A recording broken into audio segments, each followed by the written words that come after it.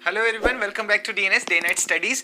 हमारा अभी तक हमने एक वीडियो बनाया था जिसमें कि हमने ये बताया कि आपके एग्ज़ाम का CUCT के एग्ज़ाम का आपका फॉर्मेट क्या होगा। ठीक है, तो आप सबको समझ में आ गया कि आपको मेंटल एबिलिटी पढ़ना है, केमिस्ट्री पढ़ना है, और उसके अलावा आपका जो थर्ड आपका जो भी सब्जेक्ट हो वो आपको अपने हिसाब से सेलेक्ट करना है, whether it is mathematics, biology या फिर आपका वो एग्रीकल्चर है, ये आपको खुद से सेलेक्ट करना होगा। ठीक है, तो इसमें मैं आपको एग्रीकल्चर पढ़ाऊँगा, है ना। मैं आपका एग्रीकल्चर फैकल्टी रहूँगा इस पूरे कोर्स के दौरान।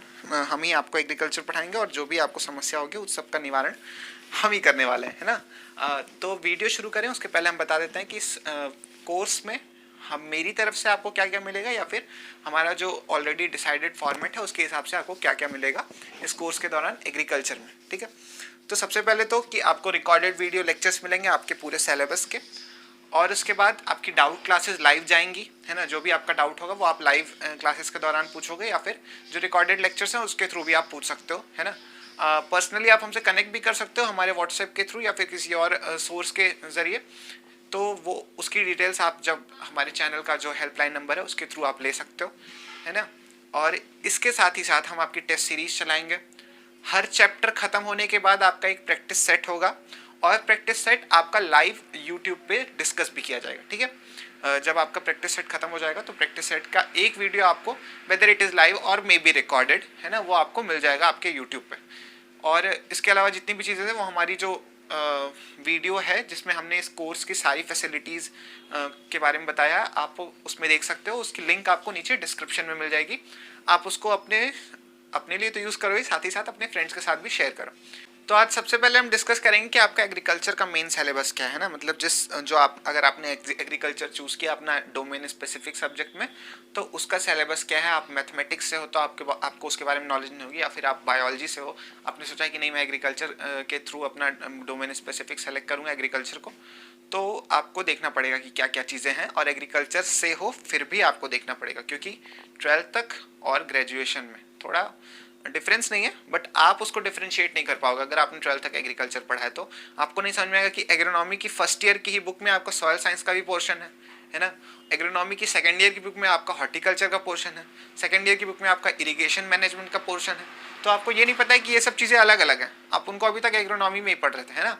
तो ये सब कुछ क्या क्या है, कहाँ कहाँ मिलेगा आपको आपकी बुक्स में, और हम आगे क्या क्या पढ़ने वाले हैं इस कोर्स के दौरान, मैं आपको क्या पढ़ाने वाला हूँ, आप मुझसे क्या सीखने वाले हैं, ये सब कुछ हम आज के वीडियो में देखेंगे। ठीक है, तो सबसे पहले अच्छा हाँ, इसका जो पूरा सिलेबस है, वेल डिज़ाइंड सिलेबस हमारा जो है, ये तो हमने सिर्फ सब्जेक्ट के नाम लिखे हैं इस बोर्ड पे।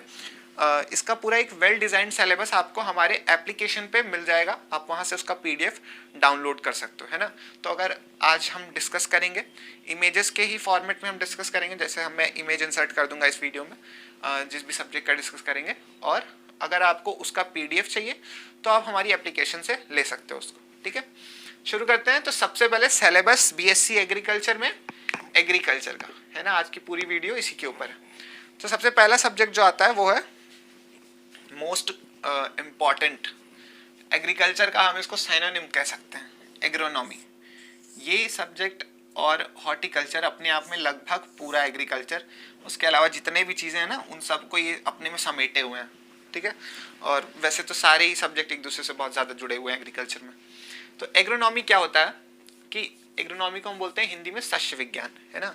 तो हमारी क्रॉप्स ग्रो करने की जो प्रैक्टिस होती है वो उसकी हम स्टडी करते हैं एग्रोनॉमी के अंडर। ठीक है, और लेकिन एग्रोनॉमी या फिर दूसरी चीज़ों पे जाएं उसके पहले हमारा सबसे पहला पोर्शन जो होगा हमारे सिलेबस का वो होगा evolution and history. Evolution and history में हम क्या पढ़ेंगे कि हम कैसे आज हम जहाँ खड़े हैं हम वहाँ कैसे पहुँचे, हम कैसे हलों का प्रयोग करने लगे, है ना। और ये चीज़ें किस किस इवेंट के थ्रू होते हुए आई। हमने पहले डोमेस्टिकेशन शुरू किया, फिर उसके बाद एनिमल्स का, फिर उसके बाद हमने धीरे धीरे क्रॉप ग्रो करना सीखा कि हमें पता चला कि नहीं भाई इसको ग्रो किया जा सकता है, इसके सीड्स को इकट्ठा करोगे, सो करोगे तो नेक्स्ट ईयर वो आपको और ज़्यादा सीड्स देगा। तो ये सब कुछ इवोल्यूशन कैसे हुआ, इसकी हिस्ट्री क्या है ना, ये सब कुछ हमारा एक पहले बहुत ज़रूरी पार्ट होगा, that is evolution and history, है ना। तो ये हमारे पूरे सिलेबस का पहला पार्ट है। हालांकि मैंने इसको यहाँ नीचे लिखा है क्योंकि यहाँ लिखना भूल गया था। नीचे लिखा हुआ है evolution and history. Evolution and history में मतलब जैसा मैंने बताया कि किस तरीके से आपकी खेती इवॉल्व हुई है, है ना, कैसे बदलते बदलते हम आज के स्थिति में पहुंचे हैं, कहाँ से शुरू किया था हमने और आज कहाँ खड़े हैं, वो इवोल्यूशन में पढ़ेंगे। हिस्ट्री पढ़ेंगे, कौन कौन से इंपॉर्टेंट इवेंट्स हुए हैं। इवेंट्स देखो एग्रीकल्चर में हर सब्जेक्ट में इंपॉर्टेंट है, एक्सटेंशन में जाओगे तब इंपॉर्टेंट है, इकोनॉमिक्स में जाओगे तब इंपॉर्टेंट है, ठीक है। जेनेटिक्स एंड प्लांट ब्रीडिंग में बहुत इंपॉर्टेंट है आपके इवेंट्स, डेट्स याद करना, किस साइंटिस्ट ने दिया था, किस ईयर में दिया था, सब इंपॉर्टेंट है ना। तो वही इवोल्यूशन एंड हिस्ट्री हम इसमें पढ़ेंगे। उसके बाद एक चीज़ और है, बट मेरे हिसाब से वो वहाँ नहीं होनी चाहिए, इसलिए उसको लास्ट में बताएंगे।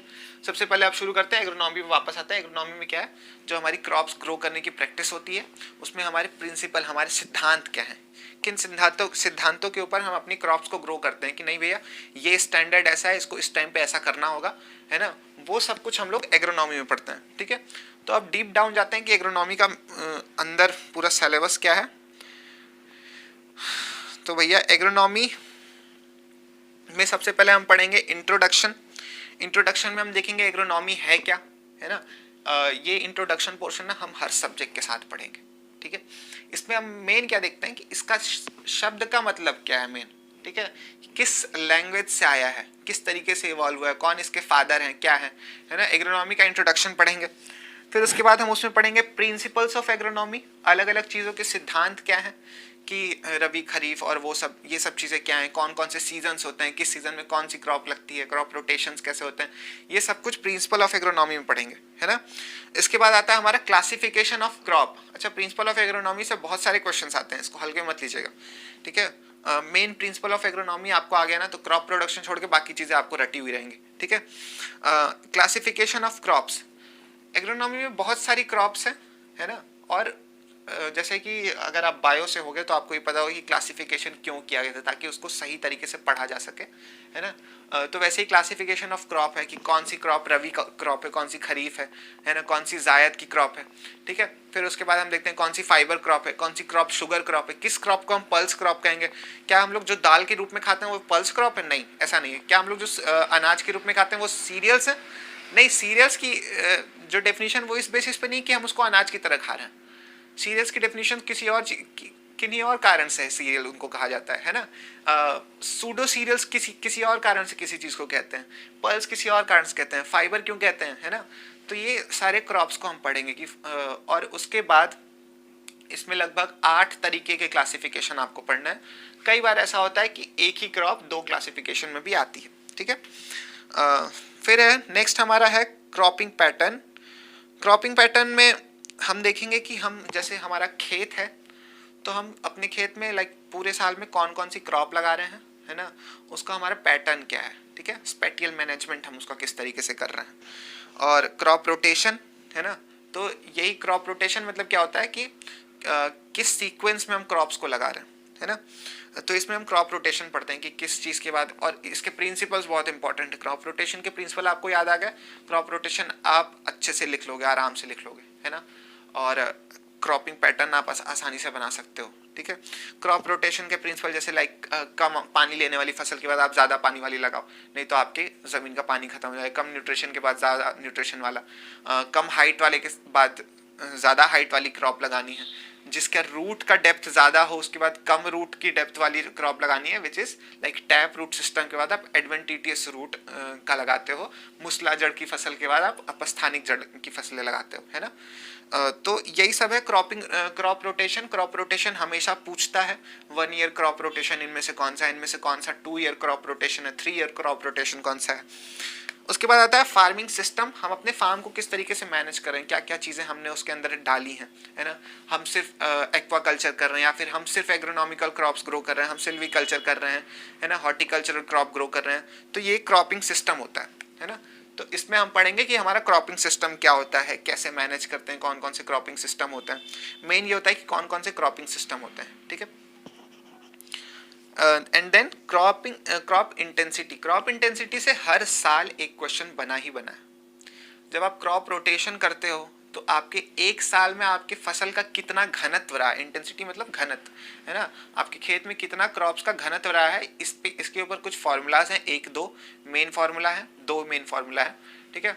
और उन्हीं के बेसिस पे हम न्यूमेरिकल्स करते हैं और ये हर साल एक क्वेश्चन पूछा जाता है। इसके बाद आता है हमारा क्रॉप प्रोडक्शन। क्रॉप प्रोडक्शन में हम कौन कौन सी चीज़ें पढ़ेंगे? सीरियल्स पढ़ेंगे, पल्सेस पढ़ेंगे, फाइबर पढ़ेंगे, ऑयल सीड पढ़ेंगे और इसके साथ पढ़ेंगे शुगर और स्टिमुलेंट क्रॉप्स।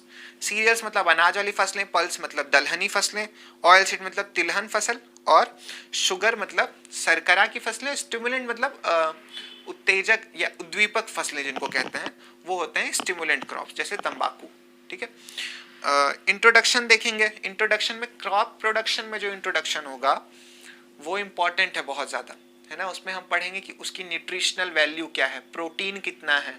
ये बहुत इंपॉर्टेंट क्वेश्चन हो गया है कि लाइक गेहूं में कौन सा प्रोटीन पा रहे हो आप, ग्लूटीन पा रहे हो, जिया मेज में क्या पा रहे हो, जेन प्रोटीन पा रहे हो, राइस में कौन सा ओराइजा सटाइवा मतलब राइस में कौन सा प्रोटीन पा रहे हो, है ना।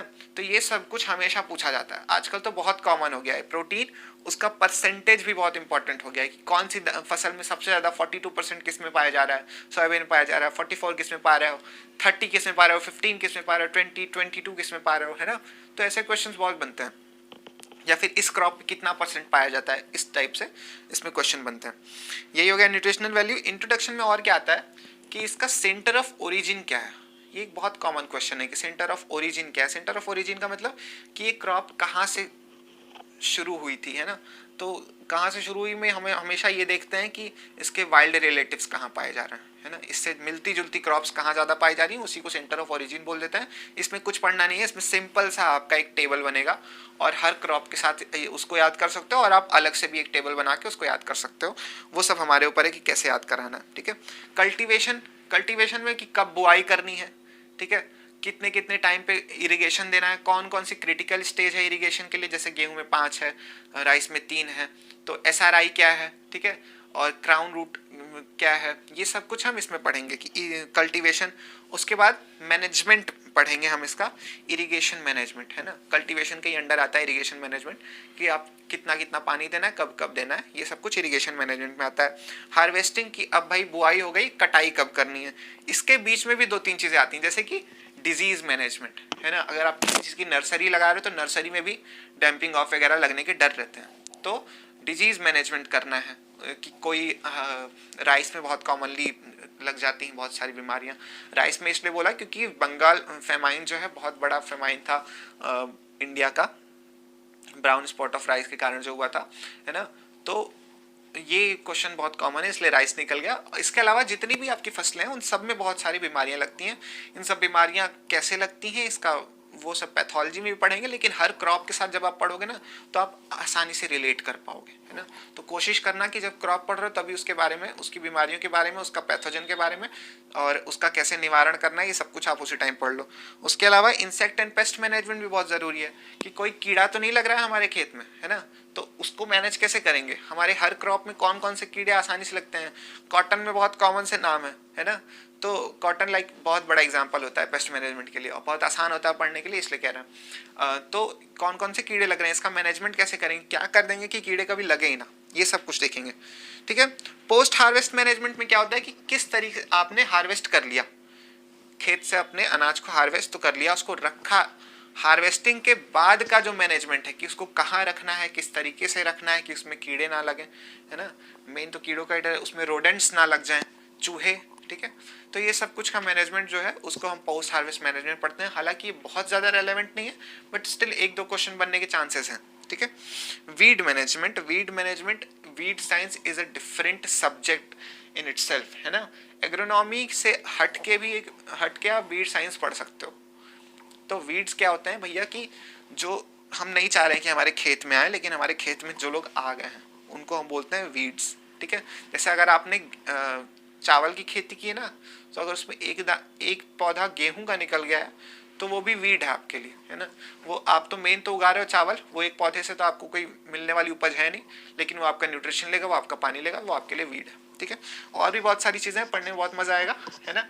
बढ़ते हैं आगे अपने नेक्स्ट सब्जेक्ट पे, हॉर्टिकल्चर।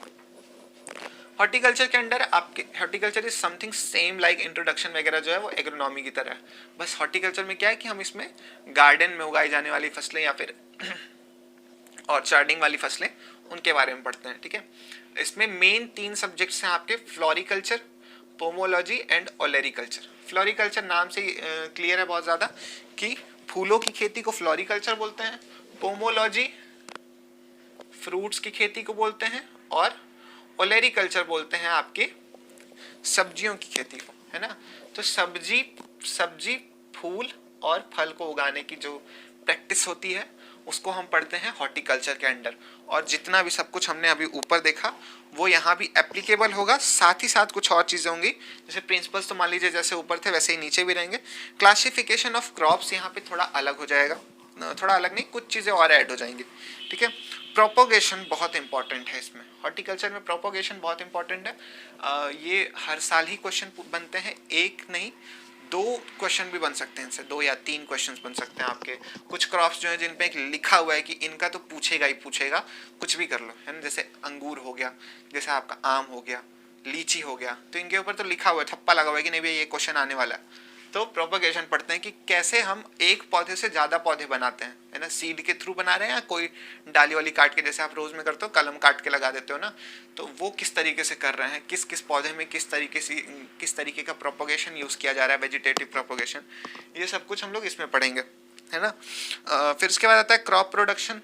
जैसे हमने वहाँ क्रॉप प्रोडक्शन पढ़ा था वैसे यहाँ भी पढ़ेंगे कुछ इंपॉर्टेंट क्रॉप्स का, जैसे मैंगो हो गया आपका, बनाना हो गया, ठीक है। कुछ 2-3 आपके फ्लोरिकल्चर में आते हैं, जैसे रोज हो गया, फिर उसके बाद ग्लैडियोलस, ये सब कुछ आपका फ्लोरिकल्चर में आएगा, ठीक है। और पोमोलॉजी में तो बात हो ही गई। ओलेरिकल्चर में बहुत सारी क्रॉप्स हैं जो बहुत इंपॉर्टेंट है, ठीक है। तो इसको पढ़ने में मज़ा आने वाला है।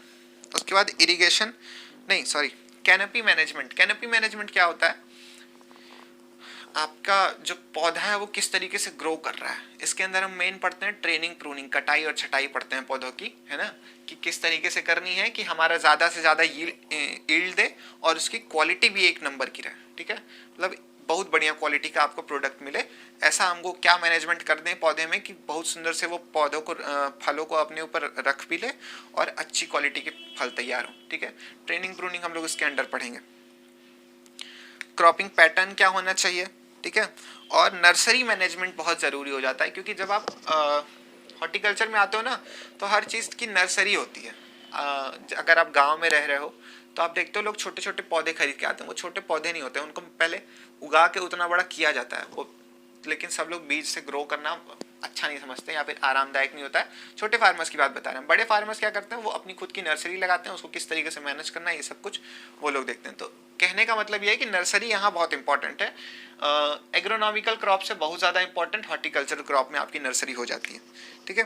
फिर है वही डिजीज पेस्ट मैनेजमेंट। यहाँ पे चांसेस, क्योंकि नर्सरी भी है यहाँ पे, फिर उसके बाद आप उसको फील्ड में भी ला रहे हो, तो यहाँ पे डिजीज मैनेजमेंट बहुत ज़रूरी हो जाता है ना। और न्यूट्रिशन मैनेजमेंट में हम देखते हैं, अच्छा न्यूट्रिशन मैनेजमेंट एग्रोनॉमी में भी है, ठीक है। तो इसमें हम ये देखते हैं, कल्टीवेशन में आता है वो, इसमें हम ये देखते हैं कि हम कौन NPK का कितना रेशियो डालें, अगर ऑयल सीड क्रॉप उगा रहे हैं तो उसमें सल्फर कितना डालें, ठीक है। वैसे ही हॉर्टिकल्चरल क्रॉप में है कि नाइट्रोजन कितना देना है, पोटास कितना देना है, फॉस्फोरस कितना देना है, सब न्यूट्रिशन मैनेजमेंट में आता है। फिर नेक्स्ट है आपका सॉयल साइंस, है ना। तो सॉयल साइंस की बात करें, सॉयल साइंस देखिए आपका जिस तरीके से ये दोनों इंपॉर्टेंट है, मेजर देखिए आपकी यही 4 सब्जेक्ट है, ठीक है। Genetics, plant breeding, soil science, horticulture and agronomy. तो ये मेजर सब्जेक्ट्स हैं, इनको पढ़ना बहुत ज़रूरी है। अब देख लेते हैं कि सॉयल साइंस में क्या क्या है। सॉयल साइंस में हम पहले इंट्रोडक्शन पढ़ेंगे, ठीक है, कि सॉयल कहाँ से आई और सॉयल साइंस के कौन कौन से टाइप्स हैं, है ना। सॉयल साइंस मतलब किस तरीके की स्टडीज़ होती हैं, इसमें 2 अलग अलग एडोफोलॉजी, पेडोलॉजी, दोनों में क्या क्या पढ़ा जाता है। उसके बाद सॉयल साइंस का मतलब क्या है, ये सब कुछ हम लोग सॉयल साइंस में पढ़ेंगे, ठीक है। फिर उसके बाद आता है आपका क्लासिफिकेशन। हाँ, तो आपकी सॉइल्स का क्लासिफिकेशन, एक चीज़ और इसमें बहुत इंपॉर्टेंट है, that is soil colloid. Soil colloids बहुत ज़रूरी है, कौन सा टाइप का सॉइल, मतलब किस टाइप का सॉइल कोलाइड है, उसके क्या क्या उसके गुण है ना, चिपकेगा नहीं चिपकेगा, पानी एब्जॉर्ब करेगा नहीं करेगा, ये सब कुछ बहुत इंपॉर्टेंट हो जाता है, क्योंकि पानी रहेगा भैया तभी तो क्रॉप ग्रो करोगे, है ना। Composition and it's factor, soil जो हमारी है उसका कंपोजिशन क्या है, उसमें कितना परसेंट एयर है, कितना परसेंट हमारा सॉयल वाटर है, कितना परसेंट मिनरल है, कितना परसेंट ऑर्गेनिक मैटर है, ये कम होगा तो कितना होगा, ज़्यादा होगा तो क्या हो जाएगा, है ना। इसका रेशियो क्या है, इसमें कितने क्लासिफिकेशन है, कितने टाइप के सॉयल एयर होता है, कितने टाइप का सॉयल वाटर होता है ना। ये सब कुछ हम लोग इसके अंदर पढ़ेंगे। प्रॉपर्टीज ऑफ सॉयल, सॉयल की प्रॉपर्टीज क्या है, इसमें ये बहुत इंपॉर्टेंट टॉपिक है आपका। फिजिकल प्रॉपर्टी आपके सॉयल की बहुत इंपॉर्टेंट होती है, केमिकल प्रॉपर्टीज और बायोलॉजिकल प्रॉपर्टी उतनी इंपॉर्टेंट नहीं, बट फिजिकल प्रॉपर्टी आपके सॉयल की आपको बहुत अच्छे से पता होनी चाहिए, ठीक है। सॉयल हमारी बनी कैसे, ये भी हम पढ़ेंगे इसमें, है ना। तो सॉयल हमारी ऑब्वियसली रॉक्स से बनी है। रॉक्स कितने टाइप की होती हैं, कैसे वो सॉयल फॉर्मेशन हो गया, है ना, कैसे वो रॉक से क्यों आधी चीज़ें रॉक रह गई, क्यों आधी चीज़ें सॉयल हो गई, है ना, क्या क्या फैक्टर्स थे जिनके कारण ये ऐसा हुआ है, ये सब कुछ हम soil formation and it's factor में पढ़ेंगे, ठीक है। Problematic soil and it's management, India में बहुत ज़्यादा ज़रूरी है ये पढ़ना। प्रॉब्लमेटिक सॉयल का मतलब कौन सी ऐसी मिट्टियाँ हैं जिनमें कुछ तो दिक्कत है, या तो एसिड ज़्यादा है, या तो थोड़ी बेसिक है, सलाइन है ना। तो ये सब कुछ जो है उसका मैनेजमेंट किस तरीके से करना है वो हम इसमें पढ़ेंगे। Manure and fertiliser, manure and fertiliser में पढ़ते क्या है, कौन कौन से मैन्योर हैं आपके, कौन कौन से फर्टिलाइजर हैं, उनका कॉम्पोजिशन क्या है, किस स्थिति में उनको देना है, कैसी सॉयल में उसको प्रोवाइड करना है, ये सब कुछ, ठीक है। Soil nutrition and it's factor और सॉयल इरोजन आपका बहुत इंपॉर्टेंट है ना। सॉयल इरोजन आपको देखने में लग रहा हो कि आसान है, बट उतना भी, हाँ हालांकि ये आसान है, सच में आसान है, बट आप उसको पढ़ोगे तब आसान है, ऐसा नहीं कि बिना पढ़े आपके लिए आसान हो जाएगा वो, ठीक है। और उसका management, irrigation management and drainage, ये एग्रोनॉमी में या हॉर्टिकल्चर में ही पढ़ लेंगे आप, है ना, तो उसको छोड़ देते हैं। फिर आता है आपका genetics and plant breeding. Genetics and plant breeding का देखिए मोस्ट ऑफ द पोर्शन जो है ना, वो हम कोशिश करेंगे कि आपको बेस्ट मिले, इसलिए हम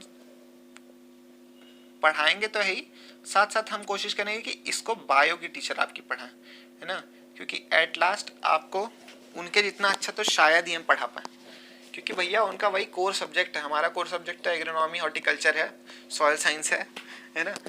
तो इसकी जो मोस्ट ऑफ द क्लासेस होंगी वो कौन कौन सी क्लासेस वो लेंगी, उनके कौन कौन से लेक्चर आपको अटेंड करना है ये आपको बता दिए जाएंगे।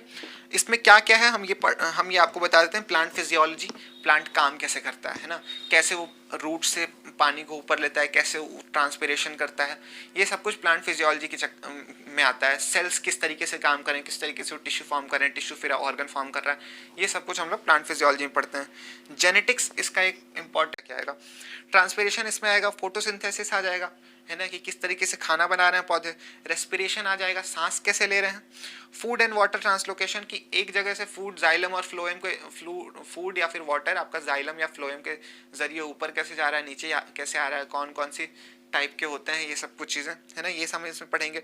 प्लांट ग्रोथ रेगुलेटर कैसे होता है, कौन कौन से होते हैं, ऑक्सीन होता है, जिबरलिंग होता है, तो ये सब कुछ आपको इसमें पढ़ना रहेगा। कौन कौन से रेगुलेटर्स हैं, क्या काम है, किस चीज़ को इनहिबिट करते हैं और किस चीज़ को प्रमोट करते हैं, ये बहुत इंपॉर्टेंट रहेगा, ठीक है। एब्जॉर्प्शन ऑफ वाटर, आपके सेल्स किस तरीके से, क्यों जड़ें आपकी पानी उतना ही ले रही हैं जितनी ज़रूरत है, वो अगर उनका कैरेक्टर है पानी लेना तो वो ज़्यादा क्यों नहीं ले रही हैं, कम क्यों नहीं ले रही हैं, ये सब कुछ एब्जॉर्प्शन ऑफ वाटर बहुत टिपिकल है और पढ़ना बहुत ज़रूरी है। ट्रांसपोर्टेशन और फिर डिफ्यूजन, ऑस्मोसिस, इम्बाइबेशन क्या होता है ना, किस तरीके इम्बाइब करने में क्या होता है, गटेशन क्या होता है, जो आपके टिप्स पे वाटर का ड्रॉप आ जाता है वो क्या होता है, वो क्यों होता है ना, प्लाज्मोलिसिस और प्रोटीन।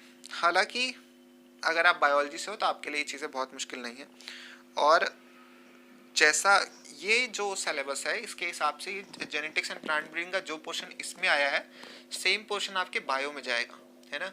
तो एग्रीकल्चर में अभी तक जो ट्रेंड बना आया है उसमें से मतलब बायो में ज़्यादा पूछा है ये सब कुछ, यहाँ उतनी चीज़ें नहीं पूछी गई हैं, बट अब आपका जो भी CUCT का नया सिलेबस है उसमें देखते हैं, हाँ पूछा तो जाता है, जैसे जो जेनेटिक्स वाला पार्ट है ना उससे ज़्यादा पूछते हैं। प्लांट फिजियोलॉजी से एक आध क्वेश्चन आ गया तो आ गया, जेनेटिक्स वाला पार्ट बहुत इंपॉर्टेंट है आपके लिए, है ना। उसमें क्या क्या है, मेंडल्स लॉ है, जीन इंट्रैक्शन, है ना, जीन क्या होता है, मेंडल के कौन कौन से नियम थे, मेंडल ने जो नियम दिए थे उनके बेसिस पे किस टाइप के रेशियोज आपको मिलते हैं, किस टाइप के जीन इंटरेक्शन पे किस तरीके का रेशियो मिलेगा, एनुप्लॉइडी क्या होता है, यूप्लॉइडी क्या होता है, पॉलीप्लॉइडी क्या होता है, जेनेटिक मटेरियल, ट्रांसपिरेशन, फोटोसिंथेसिस नहीं जेनेटिक मटेरियल तक आपको पढ़ना है। ठीक है, हम कोशिश करेंगे ये जेनेटिक्स एंड प्लांट ब्रीडिंग का एक बार सिलेबस जो है वो आपसे आपकी बायोलॉजी की मैम भी डिस्कस कर लें। ठीक है, हालांकि हम मेरे ख्याल से हम समझ गए कि हमें क्या पढ़ना है ना, और इसकी क्लासेस मैम ही लेंगी आपकी, अगर ज़रूरत होगी तो हम भी ले लेंगे। नेक्स्ट चलते हैं हम प्लांट पैथोलॉजी पे। प्लांट पैथोलॉजी में हम वही चीज़ें पढ़ते हैं जो कि हमने ऊपर आपको बताया कि प्लांट में जो भी डिजीज़ लगती हैं वो सब कुछ प्लांट पैथोलॉजी के अंदर ये अलग सब्जेक्ट है। ठीक है, जब आप एमएससी के लिए जाओगे तब आपको समझ आएगा, या आप बीएससी में जाओगे तब भी हालांकि आपको पढ़ना अलग ही है। फिर उसके बाद क्या होता है एक टाइम पे कि ये दोनों चीज़ें एक हो जाती हैं, फिर ये फिर अलग हो जाती हैं। प्लांट पैथोलॉजी अभी जो आपको पढ़ना है वो आपको एग्रोनॉमी के लेवल का पढ़ना है ना। तो इसमें जो जो चीज़ें आपके लिए इंपॉर्टेंट हैं कि इनका क्लासिफिकेशन इंपॉर्टेंट है कि कौन कौन, और कॉजल ऑर्गेनिज्म क्या है, पैथोजन क्या है जिसके जरिए आपके पौधों में बीमारी लग रही है, ये इंपॉर्टेंट है। ठीक है, और उसका मैनेजमेंट किस तरीके से होगा, यही टोटल आपको पढ़ना है आपके प्लांट पैथोलॉजी में। Next is entomology. एंटोमोलॉजी में क्या पढ़ते हैं कि जो इंसेक्ट एंड पेस्ट होते हैं उनकी स्टडी आपकी एंटोमोलॉजी में होती है, ये एक अलग डिफरेंट सब्जेक्ट होता है ना, इसलिए यहाँ पे इसको अलग से लिखा गया है। और इसमें इसके अलावा भी दो चीज़ें आती हैं जो कि बहुत इंपॉर्टेंट है, that is sericulture and apiculture. मैंने देखा था कहीं पे हॉर्टिकल्चर के अंदर उसको डाल दिया गया था, बट नहीं, ये आपका एंटोमोलॉजी के अंदर आता है, सेरिकल्चर और एपीकल्चर। सेरिकल्चर में क्या पढ़ता है, एपीकल्चर में पढ़ते हैं वो पढ़ा है आपने बी कीपिंग के बारे में सुना है ना, मधुमक्खी पालन, वही उसी को हम बोलते हैं एपीकल्चर। और सेरिकल्चर क्या होता है, जो सिल्क वॉर्म्स को डोमेस्टिकेशन होता है उसको बोलते हैं सेरिकल्चर। ठीक है, और इंसेक्ट पेस्ट में हम क्या पढ़ेंगे, इंसेक्ट पेस्ट की फैमिलीज के बारे में, उनका क्लासिफिकेशन पढ़ेंगे, उनका मैनेजमेंट पढ़ेंगे, बस।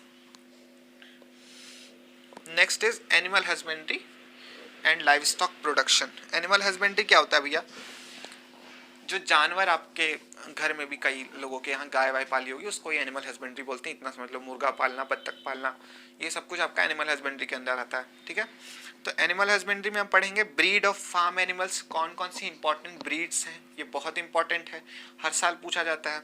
ठीक है, लाइव स्टॉक मैनेजमेंट की आप उनको रखोगे, आपका बार्न कैसा होना चाहिए, मतलब आप जहाँ उनको रख रहे हो वो कैसा होना चाहिए, किस कमरे की साइज़ कितनी होनी चाहिए, ये सब कुछ, पानी का क्या मैनेजमेंट होना चाहिए, उसमें चूना होना चाहिए कि नहीं, लाइटिंग का क्या मैनेजमेंट हो जाए, हवा का क्या मैनेजमेंट होना चाहिए। ठीक है, और ये सब कुछ हम उसमें देखेंगे, है ना, खाने को क्या देना है। डेयरी टेक्नोलॉजी, देखो यहाँ तक लाइव स्टॉक मैनेजमेंट यहाँ तक था कि उसको किस तरीके से रखना है, कौन कौन सी टाइप की गाय होती हैं, और बच्चे को क्या बोलते हैं, गाय को क्या बोलते हैं, बाप को क्या बोलते हैं, है ना, तो ये सब कुछ हम इसमें पढ़ते हैं। उसके बाद आता है आपका डेयरी टेक्नोलॉजी में क्या पढ़ते हैं कि इसमें हम दूध के बारे में पढ़ेंगे कि दूध को कैसे प्रिजर्व करना है, कहाँ रखना है, कितने टेम्परेचर पे रखना है। उसके बाद दूध का कॉम्पोजिशन क्या है, इसके जो प्रोडक्ट बनेंगे वो किस टाइप के प्रोडक्ट्स हैं, कोगुलेटेड हैं, फर्मेंटेटेड हैं, और उनका कॉम्पोजिशन क्या है, उनकी न्यूट्रिशनल वैल्यू क्या है, ये सब कुछ हम डेयरी टेक्नोलॉजी में पढ़ेंगे। अलग अलग टेस्ट कौन से होते हैं डेयरी में, ये सारा कुछ इसके अंडर आता है। ठीक है, और हाँ, ये टेस्ट वाला पोर्शन बहुत इंपॉर्टेंट है, हंसा टेस्ट जो पूछता है वो।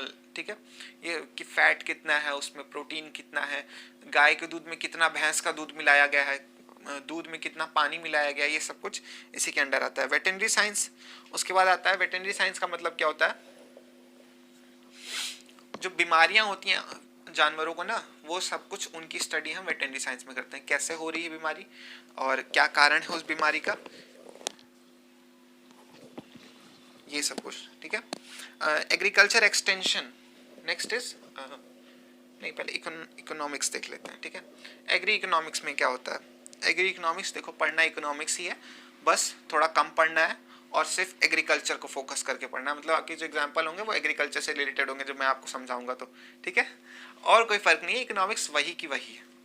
इसमें पढ़ेंगे क्या, इंट्रोडक्शन क्या है इकोनॉमिक्स का, कितने टाइप की इकोनॉमिक्स होती है, किस टाइप की अप्रोचेस थी जब आप इकोनॉमिक्स के बारे में पढ़ोगे, प्रोडक्शन क्या होता है, उसके फैक्टर्स कौन कौन से हैं, कुछ इंपॉर्टेंट लॉ हैं जो पढ़ेंगे। देखो 2 से 3 क्वेश्चन बनता है इकोनॉमिक्स में, 2 क्वेश्चन मैक्सिमम। ठीक है, या फिर 3 भी कह सकते हो आप भाई, जिस हिसाब से ट्रेंड चेंज कर रहा है। 3, बट हाँ 4 से ज़्यादा नहीं दे सकते हो इसको, मैक्सिमम 4 क्वेश्चंस आएंगे। लॉ ऑफ सप्लाई है, डिमांड है, कॉस्ट एंड प्राइस के जो नियम है उनके बारे में पढ़ना है, ठीक है। मार्केट क्या होता है, कितने टाइप के मार्केट होते हैं आपके, मार्जिनल यूटिलिटी क्या होती है ना, कि कितने टाइम पे आपको लग रहा है कि नहीं यार अब इस चीज़ को यूज़ करके ना मज़ा नहीं आ रहा है, तो वो मार्जिनल यूटिलिटी कि हर बार जब आप उसको यूज़ करते जा रहे हो तो आपको कितना सुकून मिल रहा है, कितना तुष्टि गुण आपको प्राप्त हो रहा है ना, यूटिलिटी जिसको कहते हैं। ऑर्गेनाइजेशन कौन कौन से इंपॉर्टेंट है, आरआरबी है, नाबार्ड है, ठीक है, कौन कौन से बैंकों का नेशनलाइजेशन जो हुआ उनके बारे में हम इसको पढ़ेंगे, ठीक है।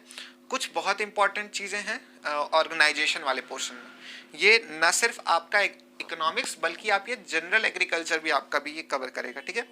और फिर रेवोल्यूशंस, कुछ 5-7 रेवोल्यूशन हुए हैं इंडिया में, है ना, white revolution, green revolution, golden revolution, तो ऐसे करके ब्लू रेवोल्यूशन, ग्रे, ये सब करके, है ना, इनका मेन फोकस तो इकोनॉमी पे ही था, तो ये इकोनॉमिक्स के अंडर हमने इसको डाला है। और इसमें कौन कौन से रेवोल्यूशन किस किस चीज़ के लिए हुए थे, कौन कौन फादर, ये पढ़ेंगे इनके बारे में, ठीक है। Next is agri extension. Extension क्या होता है ना, किसी भी चीज़ को किस तरीके से फैलाना है दुनिया में। लैब में तो आपने तैयार कर लिया, लैंड पे कैसे जाएगा, खेती जो कर रहा है उसके पास कैसे जाएगा, जो अनपढ़ किसान है उसके पास कैसे जाएगा, ये सब कुछ एक्सटेंशन, एक्सटेंड करना किसी चीज़ को, फैलाना, ठीक है, एक्सटेंशन के अंडर पढ़ते हैं, है ना। इसमें ज़्यादा कुछ नहीं पढ़ना है, इसमें ज़्यादा कुछ नहीं भी कह सकते हैं और बहुत कुछ भी कह सकते हैं, क्योंकि जनरल एग्रीकल्चर जो है वो आपका पूरा का पूरा एक्सटेंशन कह सकते हो कि है, ठीक है, मतलब पूरा का पूरा एक्सटेंशन आपका जनरल एग्रीकल्चर में आता है। इंट्रोडक्शन देखेंगे हम, इसमें इम्पोर्टेंस देखेंगे, कुछ इम्पोर्टेंट प्रोग्राम शुरू किए गए थे, है ना, वो प्रोग्राम्स की एक लिस्ट आपको मैं बना के दूंगा और वो लिस्ट आपको रट जानी है, कौन कौन से प्रोग्राम शुरू किए गए थे, किस ईयर में, कहाँ से शुरू किए गए थे, किसके द्वारा किए गए थे, है ना। और कम्युनिकेशन पढ़ना होगा, विजुअल कम्युनिकेशन क्या होता है, audio visual communication, audio communication क्या होता है, रिटेन कम्युनिकेशन क्या होता है, ये सब कुछ एक्सटेंशन में पढ़ेंगे, है ना। उसके बाद एक चीज़ यहाँ से गायब है, एग्री इंजीनियरिंग, यहाँ लिख देते हैं।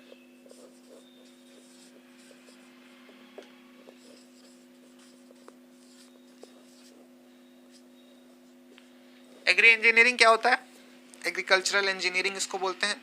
इसमें कुछ चीज़ें बहुत इंपॉर्टेंट हैं, जैसे आयरन इसमें बहुत ज़रूरी है, प्लाऊ बहुत ज़रूरी है कि आपका जो हल है वो कौन से टाइप का होता है, किस पर्पज़ से यूज़ किया जाता है, लोहा कितने टाइप का होता है, ढलवा लोहा होता है, पिटवा लोहा होता है ना, ये सब कुछ इसके अंदर पढ़ेंगे। उसमें कार्बन का कंटेंट कितना है, एल्युमिनियम का कंटेंट कितना है, ये सब कुछ आपका आता है आयरन एंड इट्स टाइप में। टीलेज कितने तरीके की होती हैं और क्या क्या पर्पज़ होता है उसका, ठीक है।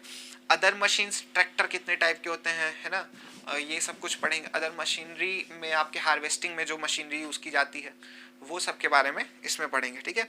सोइंग एंड हार्वेस्टिंग इम्प्लीमेंट्स बहुत ज़रूरी है। इसमें एक डिबलर आता है, डिबलर तो और ज़्यादा इंपॉर्टेंट, डिबलर मोस्टली पूछा जाता है इसलिए कह रहे हैं, ठीक है। तो ऐसे ही सोइंग करने के लिए, मतलब बुआई करने के लिए कौन कौन से इक्विपमेंट ज़रूरी हैं और उनकी कटाई करने के लिए कौन कौन से इक्विपमेंट ज़रूरी हैं, क्या उनका मैकेनिज्म है, ये सब कुछ हम एग्री इंजीनियरिंग में पढ़ेंगे। मुश्किल से 2 से 3 क्वेश्चन का वेटेज है इनका। फिर आता है आपका सबका बाप, दैट इज जनरल एग्रीकल्चर, है ना। तो जनरल एग्रीकल्चर देखो, ये जनरल एग्रीकल्चर मतलब पूरा एग्रीकल्चर, हर चीज को आप जनरल एग्रीकल्चर बोल सकते हो, है ना। तो ये है कुछ जनरल एग्रीकल्चर का फंडा, ठीक है। इसमें भी हम देखेंगे कुछ चीजें कि इंपॉर्टेंट टर्म्स क्या हैं। इंपॉर्टेंट टर्म्स मतलब जैसे agronomy important term, horticulture important term, कहाँ से आया, किस लैंग्वेज से आया, agriculture important term, monsoon important term, है ना, किस लैंग्वेज का है, क्या मतलब है, तो ये सब कुछ एग्रीकल्चर में, जनरल एग्रीकल्चर में आता है कि इस शब्द का क्या मतलब है। और फिर उसके बाद भी कुछ जैसे कुछ स्पेसिफिक कुछ खास ऐसे प्रैक्टिसेस होती हैं, है ना, जैसे मिट्टी चढ़ाना, अर्थिंग अप, टाइंग अप, ठीक है, निकिंग, ये सब कुछ जनरल एग्रीकल्चर में पढ़ेंगे। उसके बाद ब्रांचेस ऑफ एग्रीकल्चर, एग्रीकल्चर की कौन कौन सी ब्रांचेस हैं। फिर आता है इंपॉर्टेंट इवेंट्स, कौन कौन से मेन हिस्ट्री में कौन कौन से इवेंट्स हुए जो स्पेशल थे, इंपॉर्टेंट थे। जेनेटिक्स एंड प्लांट ब्रीडिंग में के इंपॉर्टेंस बहुत होते हैं, ये बहुत ज़्यादा इंपॉर्टेंट होता है इवेंट्स के मामले में, है ना, ये होता है एक्सटेंशन का इंपॉर्टेंट होता है। फिर उसके बाद इंपॉर्टेंट डायग्राम्स, फिर specific name of crop, fruit and breed, कि किसी कोई ऐसी हमारी ब्रीड है जिसको इस नाम से भी जानता है कि भारत की ये है ना। तो उस टाइप का स्पेसिफिक नेम्स हम पढ़ेंगे, है ना। फलों का राजा, फलों की रानी, मसालों का राजा, मसालों की रानी, सब्जी की राजा, सब्जी की रानी, ये सब स्पेसिफिक नेम ऑफ क्रॉप है। आप समझ गए होंगे अब हम इसमें क्या पढ़ने वाले हैं, ठीक है, या फिर आपको इसमें क्या पढ़ना होता है। फुल फॉर्म्स जो आपके इंस्टीट्यूशंस हैं, हर साल 2 क्वेश्चन इससे बनता है ना। तो पल्स रिसर्च इंस्टीट्यूट है कहाँ, क्या नाम है इसका पूरा, वो आधा नाम दे देगा, कहेगा कि इसका फुल फॉर्म बताइए, IIVR का पूरा नाम बताइए, है ना। मोस्टली वेटेनरी और वेजिटेबल के बीच में लोग कंफ्यूज कर जाते हैं। तो ऐसे ही इसी को बोलते हैं CPRI हो गया। तो IERI, ICAR, ये सब आते हैं फुल फॉर्म और एब्रीविएशन के अंदर, ठीक है। एक्रोनिम स्पेस में आते हैं, जैसे काजरी। इंपॉर्टेंट रिसर्च इंस्टीट्यूशंस वगैरह ये हमने ऊपर कवर किया। इंपॉर्टेंट स्टैट्स ऑफ एग्रीकल्चर, मतलब कितना इरीगेटेड लैंड है, कितना टोटल लैंड है, कितना नेट लैंड है, ये सब कुछ इंपॉर्टेंट स्टैट्स हो गया, है ना। कि कितना प्रोडक्शन हुआ इस साल में, कितना नहीं हुआ, कितना आपको हर पर कैपिटा आपकी ज़रूरत है, ये सब कुछ इसमें आता है ना। फिर उसके बाद स्पेसिफिक कंट्रीब्यूशन इन एग्रीकल्चर, मतलब स्पेसिफिक कंट्रीब्यूशन किन लोगों का रहा है एग्रीकल्चर में, ये सब कुछ हम लोग इसी में पढ़ लेंगे। एक टेबल दे देंगे आपको, समझा देंगे, उसको एक्सप्लेन कर देंगे और वो आपको याद हो जाएगा। बहुत ज़्यादा रटने की जरूरत नहीं है, बस रात में सोते समय एक बार उसको रिवाइज कर लेना, ऐसी चीज़ों को, है ना। कि कौन किसके फादर हैं, फादर ऑफ ग्रीन रेवोल्यूशन कौन है, फादर ऑफ वाइट रेवोल्यूशन कौन है, ठीक है। और तो ऐसी चीज़ें जो है, हाइब्रिड राइस के फादर कौन है, तो ये सब चीज़ें हमारी आती हैं इंपॉर्टेंट कंट्रीब्यूशन में। ये हो गया आपका कंप्लीट सिलेबस जो आपको पढ़ना है इस पूरे कोर्स में, या जो मैं पढ़ाऊँगा। ज़रूरत पड़ेगी कुछ चीज़ें और ऐड ऑन हो जाएंगी, ठीक है। अगर ज़रूरत पड़ेगी तो, अगर मुझे बाद में महसूस होता है कि नहीं इसको छोड़ नहीं सकते, तो वो ऐड ऑन हो जाएगी। अगर आपको लगता है कि कोई चीज़ इंपॉर्टेंट है जो मैंने छोड़ दी है, मुझे नहीं लगता अभी, तो आप भी बता सकते हैं। आपके हिसाब से अगर आपको कुछ पढ़ना इंपॉर्टेंट है तो आप कमेंट बॉक्स में बता सकते हैं, हम उसको अगर इम्पॉर्टेंट लगेगा तो उसको भी शामिल करेंगे इसमें, ठीक है। ये आपका टोटल सिलेबस है। अगर आपको वीडियो पसंद आया तो अपने फ्रेंड्स के साथ शेयर करिए। कोर्स के बारे में जानकारी चाहिए तो आपको नीचे डिस्क्रिप्शन बॉक्स में मिल जाएगा। और ठीक है, आज के वीडियो में इतना ही। पसंद आया है तो लाइक करिए, शेयर करिए। कोई कन्फ्यूज़न है तो कमेंट करिए। Thank you.